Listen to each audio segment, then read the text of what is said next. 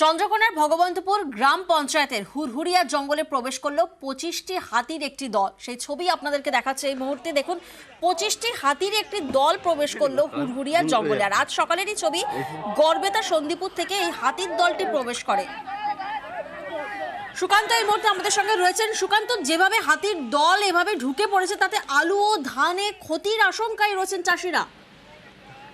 একদমই প্রিয়াঙ্কা, দেখো এখন জমিতে যেমন একদিকে আলু রয়েছে, অন্যদিকে ধান লাগানো হচ্ছে। সেই ধান এবং আলুর বেশ কিছুটা ক্ষতি হয়েছে বলে কৃষকরা দাবি করছেন।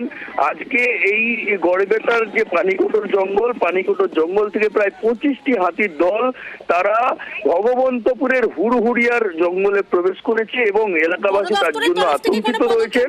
হচ্ছে সুকান্ত, দেখো, বন দপ্তর এখন আপাতত ওই হাতির দলকে আবার সরিয়ে নিয়ে যাওয়ার চেষ্টা চালাচ্ছে, যে আবার যাতে করে তারা গড়বেতার জঙ্গল থেকে ফিরিয়ে নিয়ে যেতে পারে।